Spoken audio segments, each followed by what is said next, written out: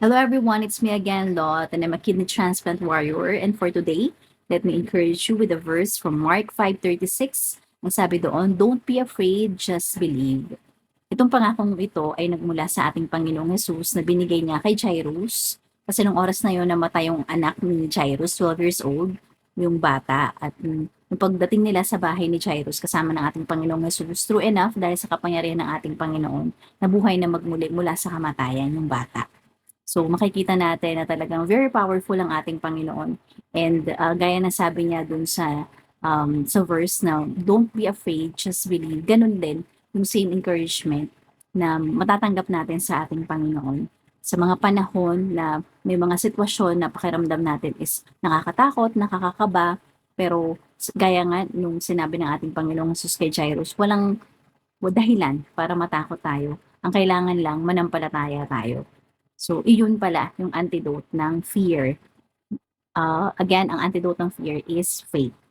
So, may mga sitwasyon talaga sa buhay natin na mahirap, na nakakatakot, na parang pakiramdam natin napaka-uncertain, hindi sigurado, maliit o malaking mga problema man yan sa buhay natin. Minsan nakakaranas din talaga tayo ng worries, ng disappointments, di ba? Pero gaya ng sabi ng ating Panginoong Jesus, huwag kang matakot, manampalataya ka lamang. Hindi pa naman tayo maabot dun sa nangyari kay Jairus, di ba, na namatay yung kanyang anak.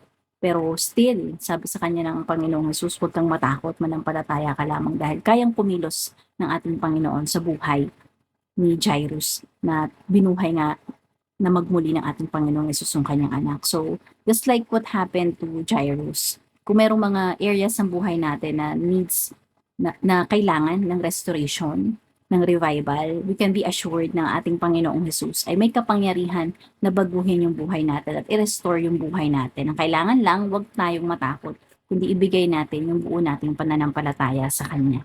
Alam nyo ba na may 365 days in a year, di ba? Alam naman natin yan. Pero sa Bible, meron ding promise si Lord na 365 times na binanggit sa Biblia. And that is that word or that encouragement na do not be afraid. Hindi yon nagkataon lang, kundi talagang it's an encouragement for all of us na sapat yung pangako ng ating Panginoon sa bawat araw na huwag tayong matakot. Wala tayong dapat ikatakot dahil kasama natin ang ating Panginoon. Ang gusto ni Lord, every time na matatakot tayo, which is normal naman kasi nga ang dami nangyayari sa paligid natin na out of our control. Pero ang kailangan lang, manampalataya tayo. Every time na susulpot yung takot, yung kaba, lagi nating i-remind yung sarili natin, God is with me.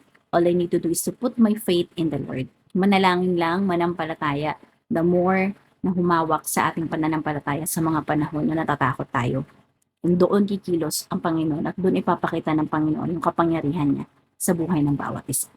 Yun lang, praise God again. Don't be afraid, just believe sa ating Panginoon Jesus. Put your faith in our Lord and Savior Jesus Christ and everything will be okay.